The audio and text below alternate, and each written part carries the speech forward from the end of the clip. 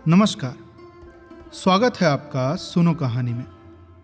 अगला भाग सुनने से पूर्व मेरा आपसे अनुरोध है कि आप पहले के भाग जरूर सुन के आएं, उसके बाद ही अगला भाग सुने।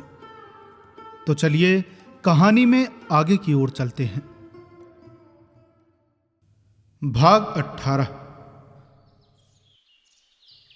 गोबर अंधेरे ही मुंह उठा और कुदई से विदा मांगी। सबको मालूम हो गया था कि उसका ब्याह हो चुका है, इसलिए उससे कोई विवाह संबंधी चर्चा नहीं की। उसके शील स्वभाव ने सारे घर को मुग्ध कर लिया था। कुदई की माता को तो उसने ऐसे मीठे शब्दों में और उसके मातृपद की रक्षा करते हुए ऐसा उपदेश दिया कि उसने प्रसन्न होकर आशीर्वाद दिया था।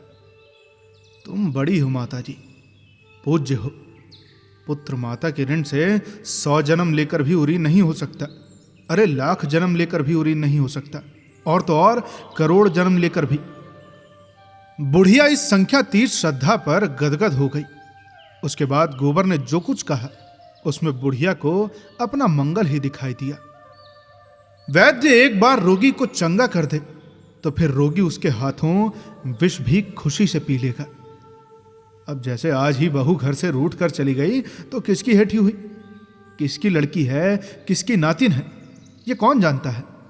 संभव है उसका बाप घसियारा ही रहा हो। बुढ़िया ने निश्चयात्मक भाव से कहा, घसियारा तो है ही बेटा, पक्का घसियारा। अरे सवेरे उसका मुंह देख लो तो दिन भर पानी न मिले। गोबर बोला, अरे तो अम्मा ऐसे आदमी की क्या हंसी हो सकती है। हंसी हुई तुम्हारी और तुम्हारे आदमी की। जिसने भी पूछा यही पूछा कि किसकी बहू है। फिर ये तो अभी लड़की है, अबोध, अलहड़, नीच माता पिता की लड़की है, अच्छी कहां से बन जाए। तुमको तो बूढ़े तोते को राम नाम पढ़ाना पड़ेगा, मारने से तो पढ़ेगा नहीं। उसे तो सहज स्नेह ही से पढ़ाया जा सकता है। ताड़ना भी दो लेकिन उसके मुंह मत लगो, उसका तो कुछ नहीं बिगड़ता, तुम्हारा अपमान होता है। जब गोबर चलने लगा तो बुढ़िया ने खांड और सत्तू मिलाकर उसे खाने को दिया। गांव के और कई आदमी मजूरी की टोह में शहर जा रहे थे। बातचीत में रास्ता कट गया और 9 बजते बजते सब लोग अमीनाबाद के बाजार में आ पहुंचे। गोबर हैरान था, इतने आदमी नगर में कहां से आ गए।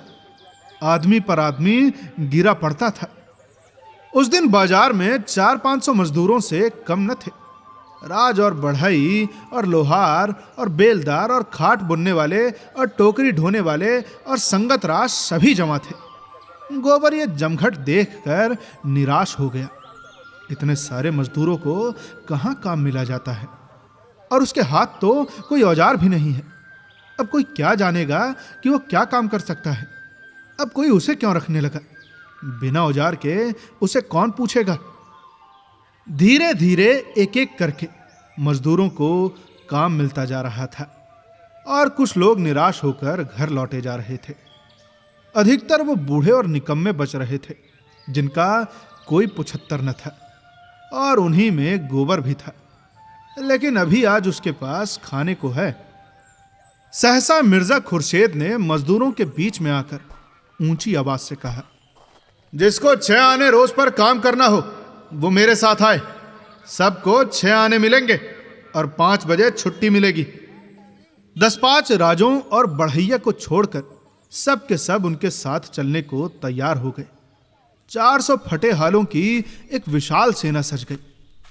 आगे मिर्जा थे, कंधों पर मोटा सोटा रखे हुए, और पीछे भुखमरों की लंबी कतार थी, जैसे भेड़ें हों। एक बूढ़े ने मिर्जा से पूछा, कौन काम करना है मालिक। मिर्जा ने जो काम बतलाया उस पर सब और भी चकित हो गए। केवल एक कबड्डी खेलना? अरे ये कैसा आदमी है जो कबड्डी खेलने के 6 आने रोज दे रहा है। सन की तो नहीं है कोई। अरे बहुत धन पाकर आदमी सनक ही जाता है, बहुत पढ़ लेने से भी आदमी पागल हो जाता है। कुछ लोगों को संदेह होने लगा कि कहीं ये कोई मखौल तो नहीं है। यहां से घर पर ले जाकर कह दे कि कोई काम नहीं है तो कौन इसका क्या कर लेगा। वो चाहे कबड्डी खिलाए, चाहे आंख मिचोली, चाहे गुल्ली डंडा, बस मजूरी पेशगी दे दे। अब ऐसे इक्कड़ आदमी का भला क्या भरोसा। गोबर ने डरते डरते कहा, मालिक, हमारे पास कुछ खाने को नहीं है, अगर पैसे मिल जाएं तो कुछ लेकर खा लूं। मिर्जा ने झट 6 आने पैसे निकालकर उसके हाथ में रख दिए और ललकार कर बोले, मजूरी सबको चलते चलते पेशगी दे दी जाएगी, इसकी चिंता मत करो। मिर्जा साहब ने शहर के बाहर थोड़ी सी जमीन ले रखी थी। मजदूरों ने जाकर देखा तो एक बड़ा अहाता घिरा हुआ था और उसके अंदर केवल एक छोटी सी फूस की झोपड़ी थी, जिसमें 3-4 कुर्सियां थी और एक मेज। थोड़ी सी किताबें मेज पर रखी हुई थी। झोपड़ी बेलों और लताओं से ढकी हुई बहुत सुंदर लगती थी। अहाते में एक तरफ आम और नींबू के और अमरूद के पौधे लगे हुए थे, दूसरी तरफ कुछ फूल लगे हुए थे। बड़ा हिस्सा परती था। मिर्जा ने सबको कतार में खड़ा करके पहले ही मजूरी बांट दी। अब किसी को उनके पागलपन में संदेह न रहा। गोबर पैसे पहले ही पा चुका था। मिर्जा ने उसे बुलाकर पौधे सींचने का काम सौंपा। उसे कबड्डी खेलने को न मिलेगी, मन में ऐंठ कर रह गया। इन बुढ़ों को उठा उठा कर पटकता। खैर कोई परवाह नहीं, बहुत कबड्डी खेल चुका है, अब पैसे तो पूरे मिल गए। आज युगों के बाद इन जराग्रस्तों को कबड्डी खेलने का सौभाग्य मिला। अधिकतर तो ऐसे थे जिन्हें याद भी ना आता था कि कभी कबड्डी खेली है या नहीं।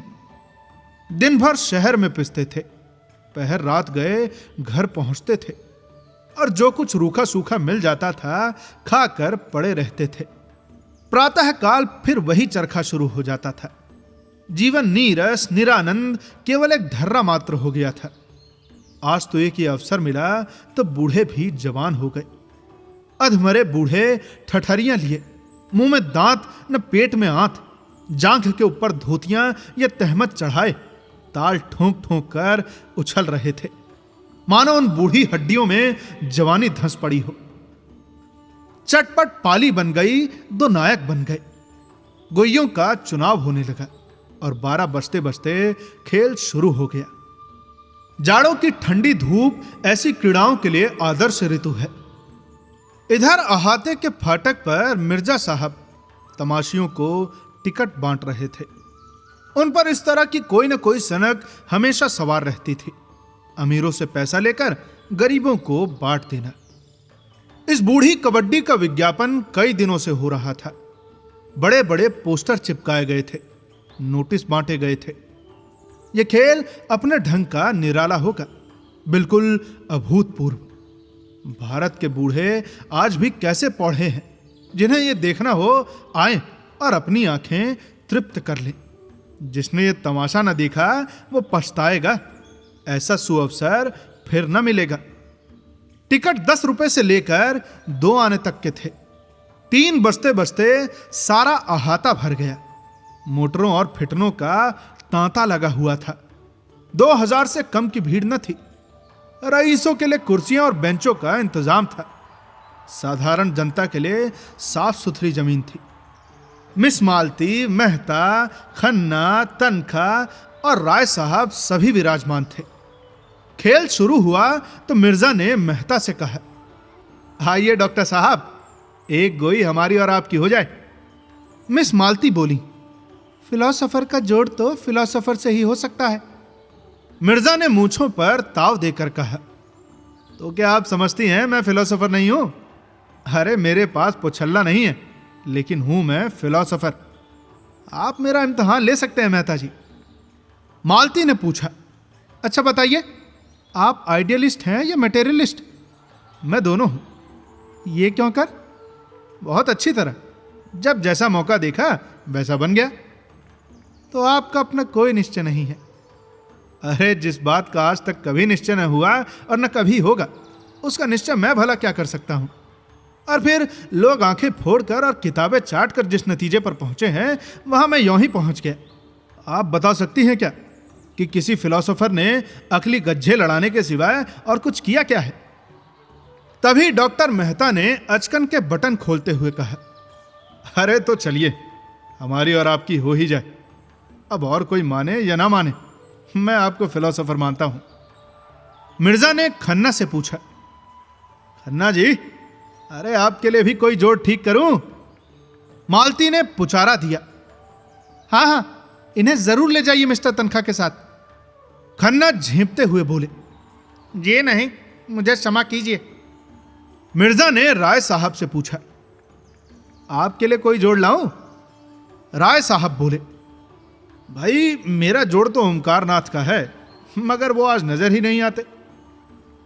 मिर्जा और मेहता भी नंगी देह केवल जांघिया पहने हुए मैदान में पहुंच गए, एक इधर तो दूसरा उधर। खेल शुरू हो गया। जनता बूढ़े कुलैलों पर हंसती थी, तालियां बजाती थी, गालियां देती थी, ललकारती थी और बाजियां लगाती थी। अरे वाह, जरा इन बूढ़े बाबा को देखो, किस शान से जा रहे हैं, जैसे सबका मार कर ही लौटेंगे। अच्छा, अरे दूसरी तरफ से भी इन्हीं के बड़े भाई निकले, दोनों कैसे पैतरे बदल रहे हैं। इन हइयों में अभी बहुत जान है भाई। अरे भाई, इन लोगों ने जितना घी खाया है उतना अब हमें पानी भी मैसर नहीं। लोग कहते हैं भारत धनी हो रहा है, होता होगा। हम तो यही देखते हैं कि इन बुढ़ों जैसे जीवट के जवान भी आज मुश्किल से निकलेंगे। अरे वो उधर वाले बुढ़े ने इसे दबोच लिया यार, बेचारा छूट निकलने के लिए कितना जोर मार रहा है, मगर अब नहीं जा सकते बच्चा। अरे भैया, एक को तो 3 लिपट गए। इस तरह लोग अपने दिलचस्पी जाहिर कर रहे थे। उनका सारा ध्यान मैदान की ओर था। खिलाड़ियों के आघात प्रतिघात, उछल कूद, धरपकड़ और उनके मरने जीने में तन्मय हो रहे थे। कभी चारों तरफ से कहे पड़ते तो कभी कोई अन्याय या धांधली देखकर लोग छोड़ दो का गुल मचाते। भैया, कुछ लोग तैश में आकर पाली की तरफ दौड़ते, लेकिन जो थोड़े से सज्जन शामियाने में ऊंचे दर्जे के टिकट लेकर बैठे थे, उन्हें इस खेल में विशेष आनंद न मिल रहा था। वो इससे अधिक महत्व की बातें कर रहे थे।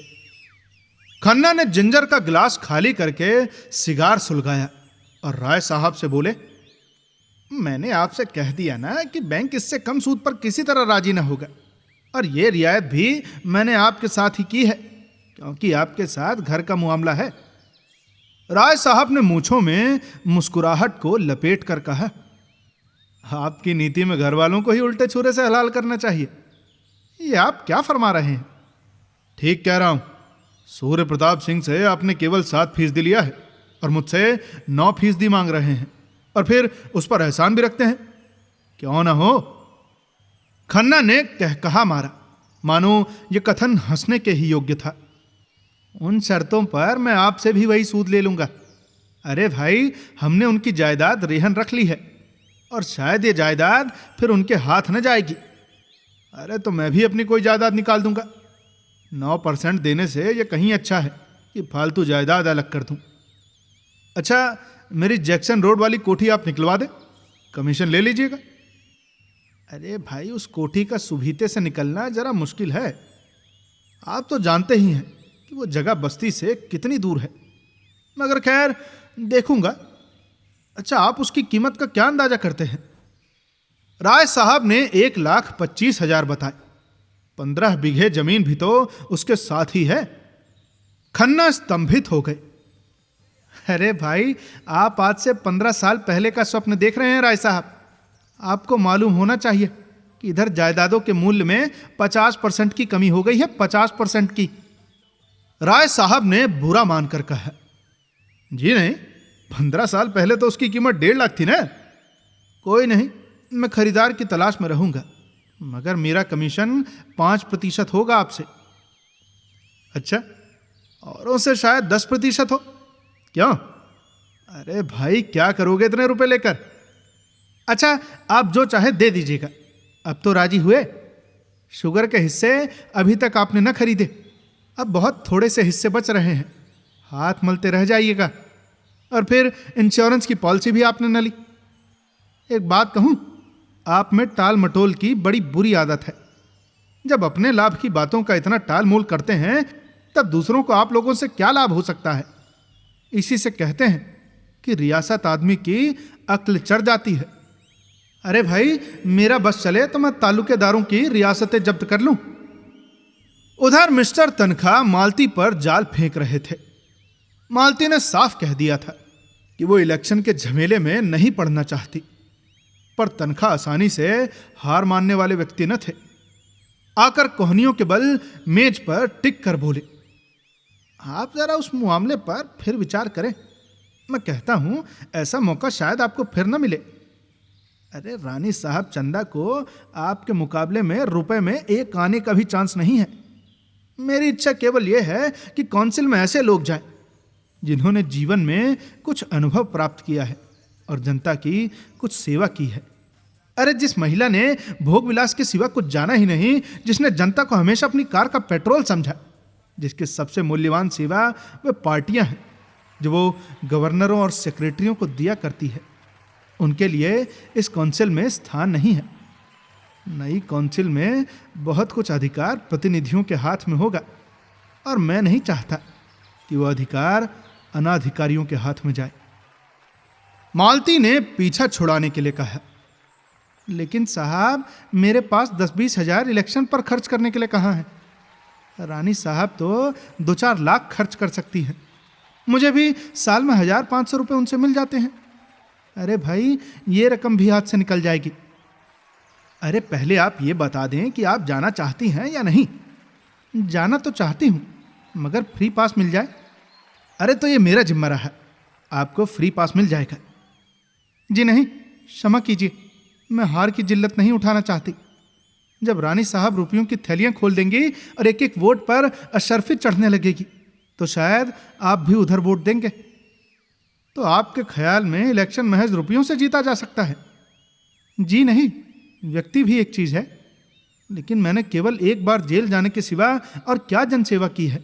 और सच पूछिए तो मैं उस बार भी अपने मतलब से ही गई थी, उसी तरह जैसे राय साहब और खन्ना गए थे। इस नई सभ्यता का आधार धन है। विद्या और सेवा और कुल जाति सब धन के सामने हैंच है। कभी कभी इतिहास में ऐसे अवसर आ जाते हैं जब धन को आंदोलन के सामने नीचा देखना पड़ता है, मगर इसे अपवाद समझिए। मैं अपनी ही बात कहती हूँ। कोई गरीब औरत दवा खाने में आ जाती है तो घंटे उससे बोलती तक नहीं, पर कोई महिला कार पर आ गई तो द्वार तक जाकर उसका स्वागत करती हूँ और उसकी ऐसी उपासना करती हूँ मानो साक्षात देवी है। मेरा और रानी साहब का कोई मुकाबला नहीं। और फिर जिस तरह के काउंसिल बन रहे हैं उनके लिए रानी साहब ही ज्यादा उपयुक्त हैं। उधर मैदान में मेहता की टीम कमजोर पड़ती जाती थी। आधे से ज्यादा खिलाड़ी मर चुके थे। मेहता ने अपने जीवन में कभी कबड्डी न खेली थी और वहीं दूसरी ओर मिर्जा इस फन के उस्ताद थे। मेहता की तातीलें अभिनय के अभ्यास में कटती थीं। रूप भरने में वो अच्छों को चकित कर देते थे और मिर्जा के लिए सारी दिलचस्पी अखाड़े में थी, पहलवानों के भी और परियों के भी। मालती का ध्यान उधर भी लगा हुआ था। उठकर राय साहब से बोली, मेहता की पार्टी तो बुरी तरह पिट रही है। राय साहब और खन्ना में इंश्योरेंस की बातें हो रही थी। राय साहब उस प्रसंग से ऊबे हुए मालूम होते थे। मालती ने मानो उन्हें एक बंधन से मुक्त कर दिया। उठकर बोले, जी हां, पिट तो रही है। भाई मिर्जा पक्का खिलाड़ी है। पता नहीं मेहता को ये क्या सनक सूझी, व्यर्थ अपनी भद्द करा रहे हैं। अरे इसमें काहे की भद्द, दिल लगी ही तो है। अरे मेहता की तरफ से जो बाहर निकलता है वही मर जाता है। एक क्षण के बाद उसने फिर पूछा, क्या इस खेल में हाफ टाइम नहीं होता? खन्ना को शरारत सूझी। बोले, अरे आप ही तो चले थे मिर्जा से मुकाबला करने, समझते थे कि यह भी फिलॉसफी है।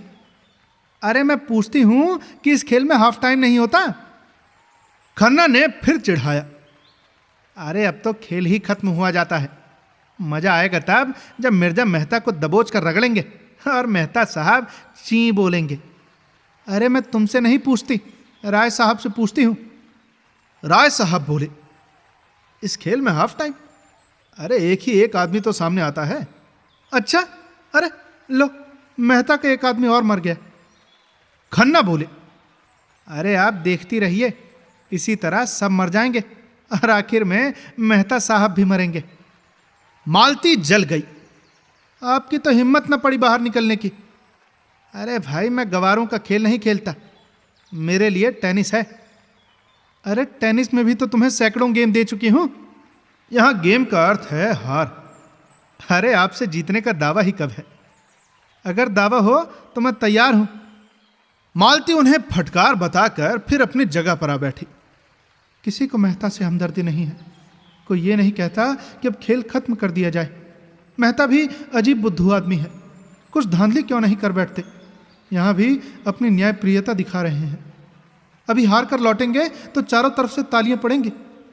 अब तो शायद 20 आदमी ही उनकी तरफ और होंगे, और लोग देखो कितने खुश हो रहे हैं। ज्यों ज्यों अंत समीप आता जाता था, लोग अधीर होते जाते थे और पाली की तरफ बढ़ते जाते थे।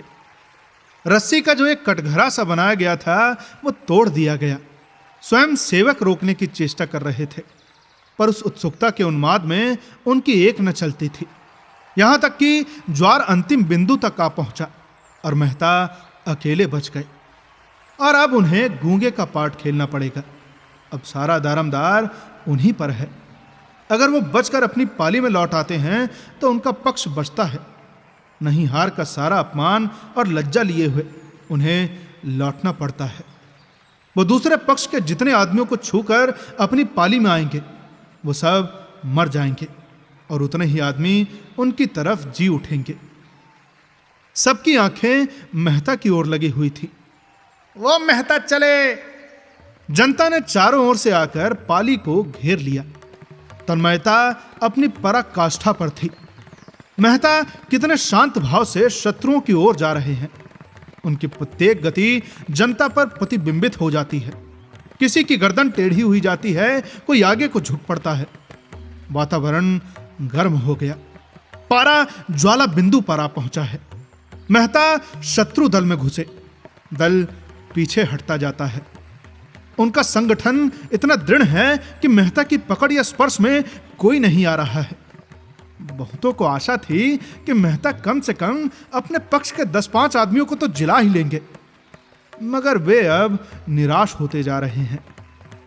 सहसा मिर्जा एक छलांग मारते हैं और मेहता की कमर पकड़ लेते हैं। मेहता अपने को छुड़ाने के लिए जोर मार रहे हैं। मिर्जा को पाली की तरफ खींचे लिए आ रहे हैं। लोग उन्मत्त हो जाते हैं। अब इसका पता चलना मुश्किल है कि कौन खिलाड़ी है और कौन तमाशाई। सब एक में गड़बड़ हो गए हैं। मिर्जा और मेहता में तो मल्ल युद्ध हो रहा है। मिर्जा के कई बुढ़े मेहता की तरफ लपके और उनसे लिपट गए।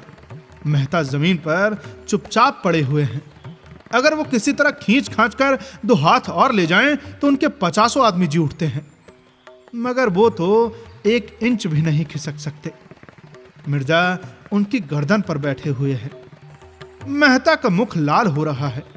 आंखें बीर बहुटी बनी हुई हैं और मिर्जा अपने स्थूल शरीर का भार लिए उनकी पीठ पर हुमच रहे हैं।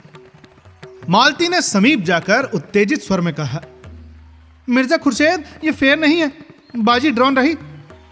खुर्शेद ने मेहता की गर्दन पर एक घस्सा लगाकर कहा, अरे जब तक ये ची न बोलेंगे मैं हरगिज न छोड़ूंगा। क्यों नहीं ची बोलते? मालती और आगे बढ़ी। अरे ची बुलाने के लिए आप इतनी जबरदस्ती नहीं कर सकते। मिर्जा ने मेहता की पीठ पर हुमच कर कहा, बेशक कर सकता हूं। अरे आप इनसे कह दें कि ची बोले, मैं भी उठ जाता हूं। मेहता ने एक बार फिर उठने की चेष्टा की, पर मिर्जा ने उनकी गर्दन दबा दी। मालती ने उनका हाथ पकड़कर घसीटने की कोशिश करके कहा, यह खेल नहीं, अदावत है। अरे अदावत ही सही, आप न छोड़ेंगे। उसी वक्त जैसे कोई भूकंप आ गया। मिर्जा साहब जमीन पर पड़े हुए थे और मेहता दौड़े हुए पाली की ओर भागे जा रहे थे और हजारों आदमी पागलों की तरह टोपियां और पगड़ियां और छड़ियां उछाल रहे थे। कैसे ये काया पलट हुई कोई समझ न सका। तभी मिर्जा ने मेहता को गोद में उठा लिया और लिए हुए शामियाने तक आए। प्रत्येक मुख पर ये शब्द थे, अरे भैया डॉक्टर साहब ने तो बाजी मार ली हो। और प्रत्येक आदमी इस हारी हुई बाजी के एक बारगी पलट जाने पर विस्मित था। सभी मेहता के जीवट और दम और धैर्य का बखान कर रहे थे। मजदूरों के लिए पहले से नारंगियां मंगा ली गई थी। उन्हें एक एक नारंगी देकर विदा किया गया। शामियाने में मेहमानों के चाय पानी का आयोजन था। मेहता और मिर्जा एक ही मेज पर आमने सामने बैठे। मालती मेहता के बगल में बैठी। मेहता ने कहा, भाई मुझे आज एक नया अनुभव हुआ। महिला की सहानुभूति हार को जीत बना सकती है। मिर्जा ने मालती की ओर देखा। अच्छा ये बात थी। अरे जभी तो मुझे हैरत हो रही थी कि आप एकाएक कैसे ऊपर आ गए। मालती शर्म से लाल हुई जाती थी। बोली, आप बड़े बेमुरब्बत आदमी हैं मिर्जा जी, मुझे तो आज मालूम हुआ। अरे कसूर इनका था, ये ची क्यों नहीं बोलते थे? अरे भाई मैं तो ची ना बोलता, चाहे आप मेरी जान ही ले लेते। कुछ देर मित्रों में गपशप होती रही। फिर धन्यवाद के और मुबारकबाद के भाषण हुए और मेहमान लोग विदा हुए। मालती को भी एक विजिट करनी थी, वो भी चली गई। केवल मेहता और मिर्जा रह गए। उन्हें अभी स्नान करना था। मिट्टी में सने हुए थे, कपड़े कैसे पहनते? गोबर पानी खींच लाया और दोनों दोस्त नहाने लगे।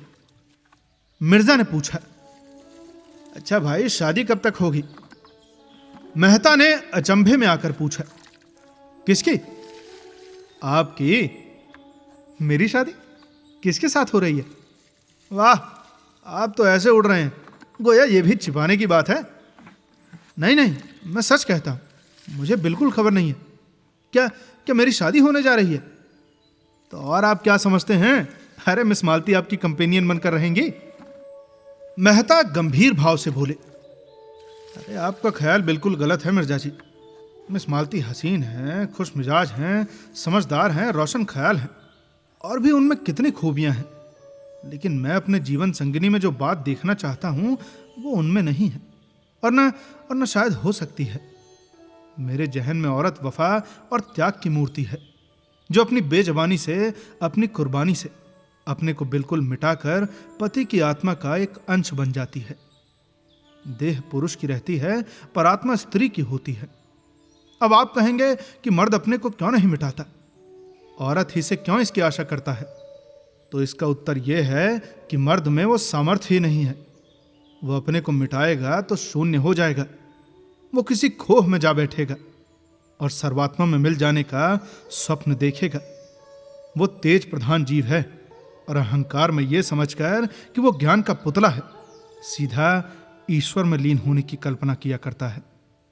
मगर वहीं स्त्री पृथ्वी की भांति धैर्यवान है, शांति संपन्न है, सहिष्णु है। पुरुष में नारी के गुण आ जाते हैं तो वो महात्मा बन जाता है, मगर नारी में पुरुष के गुण आ जाते हैं तो वो उल्टा हो जाती है। पुरुष आकर्षित होता है स्त्री की ओर, जो सर्वांश में स्त्री हो। मालती ने अभी तक मुझे आकर्षित नहीं किया। मैं आपसे किन शब्दों में कहूं कि स्त्री मेरे नजरों में क्या है?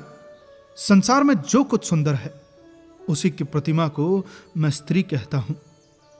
मैं उससे यह आशा रखता हूं कि मैं उसे मार ही डालूं तो भी प्रतिहिंसा का भाव उसमें ना आए। अगर मैं उसकी आंखों के सामने किसी स्त्री को प्यार करूं तो भी उसकी ईर्ष्या न जागे। ऐसी नारी पाकर मैं उसके चरणों में गिर पड़ूंगा और उस पर अपने को अर्पण कर दूंगा। मिर्जा ने सिर हिलाकर कहा, भाई ऐसी औरत तो आपको इस दुनिया में शायद ही मिले।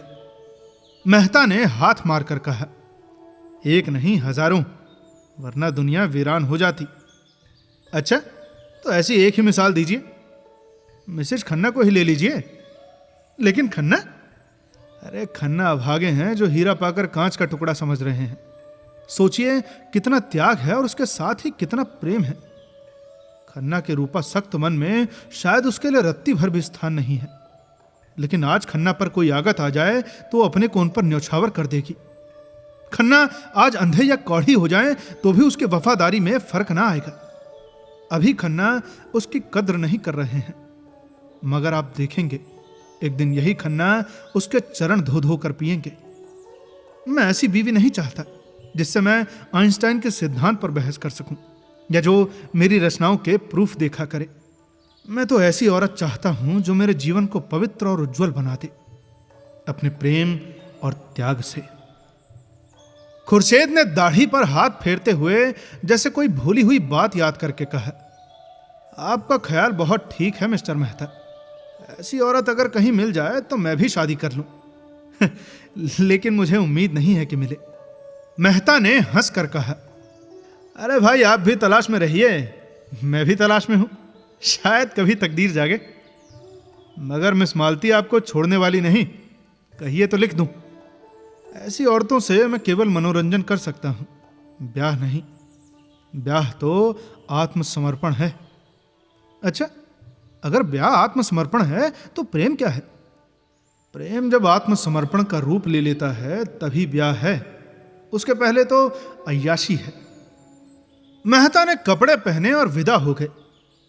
शाम हो गई थी। मिर्जा ने जाकर देखा तो गोबर अभी तक पेड़ों को सींच रहा था।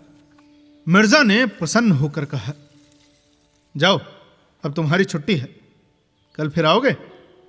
गोबर ने कातर भाव से कहा, मैं कहीं नौकरी करना चाहता हूं मालिक। अरे नौकरी करना है तो हम तुझे रख लेंगे। कितना मिलेगा हुजूर? जितना तू मांगे। मैं क्या मांगू सरकार, आप जो चाहें दे दे। तो चलो हम तुम्हें 15 रुपए देंगे, मगर हां खूब कसकर काम लेंगे। गोबर मेहनत से नहीं डरता, उसे रुपए मिले तो वो आठों पहर काम करने को तैयार है, और 15 रुपए मिले तो क्या पूछना, वो तो प्राण भी दे देगा। अच्छा सरकार, मेरे लिए कोठरी मिल जाए तो वहीं पड़ा रहूंगा। हाँ हाँ, जगह का इंतजाम मैं कर दूंगा, इसी झोपड़ी में तुम भी एक किनारे पड़े रहना। गोबर को जैसे स्वर्ग मिल गया। अब आगे की कहानी सुनने के लिए बने रहिए सुनो कहानी के साथ। मिलते हैं आपसे अगले भाग में। तब तक के लिए सुनते रहिए सुनो कहानी की अन्य कहानियां, और साथ ही साथ बताएं कि ये कहानी आपको कैसी लग रही है। धन्यवाद।